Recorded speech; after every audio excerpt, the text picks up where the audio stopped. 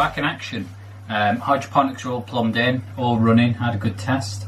My new mister pods, that's what I'm going to call them I think, are all up and running. The foggers are kicking out some nice mist. All the plants are starting to come into, well, not into bloom, but they're starting to perk up now and looking a bit more lively. The figs coming out, the grapes have been moved today.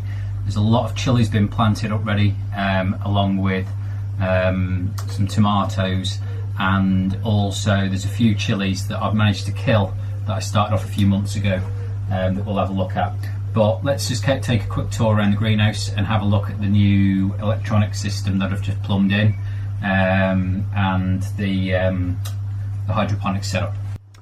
So here's the new electric setup I've got in the greenhouse. So we're still running in on mains voltage, coming in through a shoddy extension setup, and now we are converting to 24 volts. So this is a 24 volt converter. Looks like it's in a birdhouse, I know.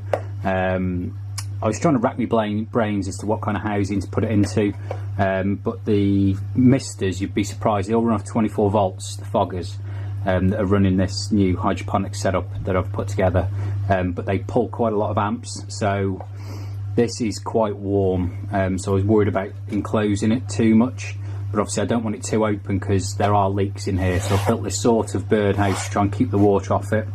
And then I have tried to isolate the mains input as much as possible, because obviously this is live at mains voltage, this end. We've got 3 outputs here, so this power adapter takes the mains voltage and puts it down to 12 volts. I can't remember what it's rated to amps wise, but it's quite a high one. And I've got 3 outputs here, and I've just bodged these onto these connectors, which are quite handy. Come on, focus, there we are. So you can see it's got a normal sort of terminal setup, so I can snip the end off things and plug them in. So I've got 3 there. One of them is running the misters in the new hydroponic setup, which is this one here, and then at the top here we've got a little converter which changes these 2 outputs into 12 volts. And the reason for that is the pumps that I use run off 12 volts. So,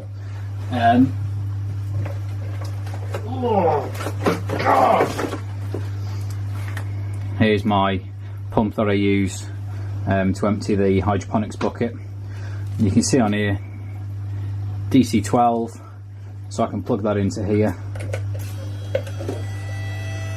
and we're running. So yeah, that's quite handy. No more messing around with adapters and stuff in here, and we'll see how I get on. But later in the week we'll probably get some lighting converted to this. Let's have another a bit of a closer zoom into that. So yeah, caution. And there's a bit of a closer up look of the actual inputs and outputs. So mains voltage, live, neutral, earth. Just tested it because this is from China, and the shell is all earthed and everything. This is RCD protected, double fused as well, because the fuse on the extension, well, it's triple fused actually, not that it'll make much difference to me getting electrocuted. 3 amp fuse in the garage to the actual greenhouse, 3 amps on the extension cable that goes up to it, and then 3 amps on the plug that goes into it as well. But like I say, if it's going to shock me, it's going to shock me. Lift this little cover up, and you can see on the main side I've covered all that with hot snot, just for a little bit of added extra protection from like stray fingers and things. Should be okay, because I don't tend to get the garden hose out in here or anything, because it's obviously a hydroponic setup. Right, one never to break with tradition. Let's start at the left and move around. So we've got the water storage container. Do you know what, I wish I'd never taken the label off, because I haven't got a clue how much water it holds, but it holds one hell of a lot. So in there we've got all the nutrients in there now, and that's all cycling round. At the back you can see my grow chamber. This is one I normally use in the house, but it's moved into the greenhouse now because the house is being decorated. In here we've got 2 fluorescent light bulbs, and then all the chilies and tomatoes are in there. They're all growing this year in net pots. Gosh, new camera. Net pots with cocoa core expanding plug things. That's Carolina Reaper chili. There we go. That's also in a heated propagator.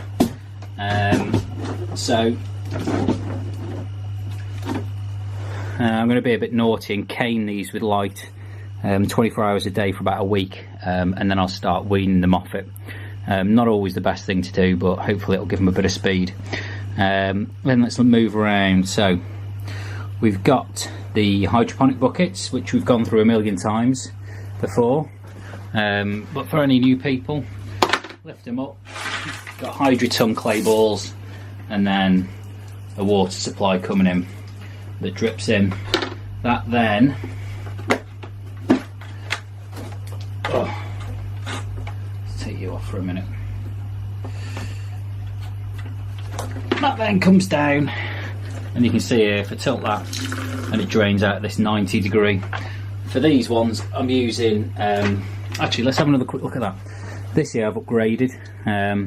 So last year I sort of bodged my own ones out of 90 degree angles, flow plast, overflow piping, but now I've actually seen in Screwfix you can buy a 90 degree bend with a washer and silicone seal. So that's much better. Don't have to probe and check for leaks this year like I did last. That goes through there, and there's a lid back on. Now, star of the show, we'll see how it produces, is the Mr. boxes.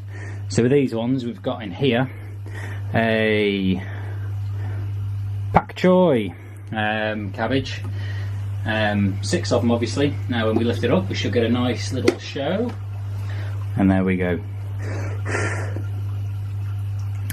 So you can see there's 2 pipes there. One's the input on the right and one's the output on the left.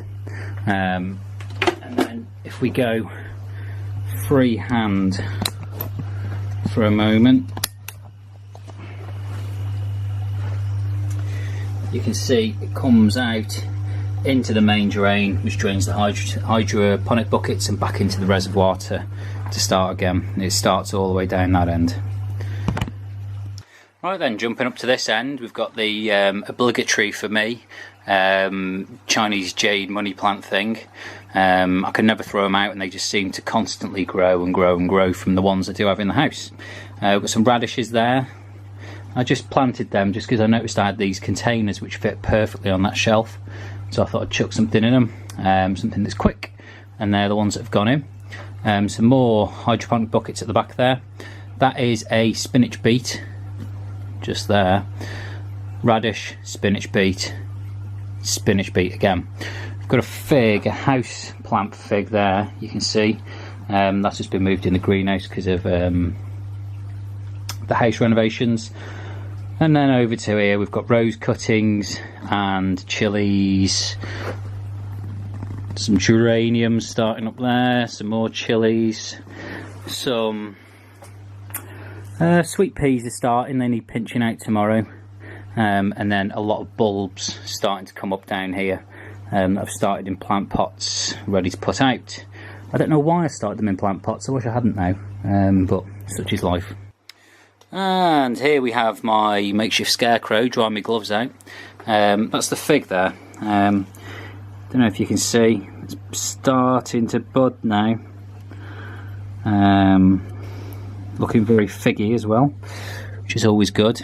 Now the fig's in a pot, which has been all fed today, and had some new mulch put on it, obviously because figs prefer to have their roots bound and contained, so that one's not planted in the ground. Now this is the new addition to the right hand side of the greenhouse as you walk in, and these are the grapevines that were in pots last year, but now you can see I've just trailed them up to the rafters, and they're hopefully gonna make a nice little show in this corner.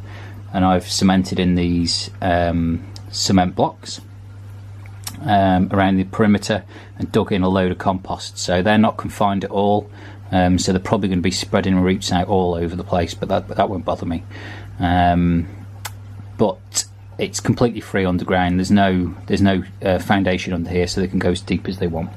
And then last little thing is some garlic. I'm not sure if I'm going to keep growing these in the greenhouse just to see how big I can get them, but I've got quite a lot growing outside of the garlic. Right, so that's an update of everything. Thanks for watching, and make sure you pop back so we can see how these mister pots work. I neglected to mention in the video that these have got the pak choi, but also some basil and some cos lettuce planted in them to see how we get on with those. So make sure you like and subscribe, and pop back to see some updates and some videos of what goes in next. Okay, thanks, cheers, bye.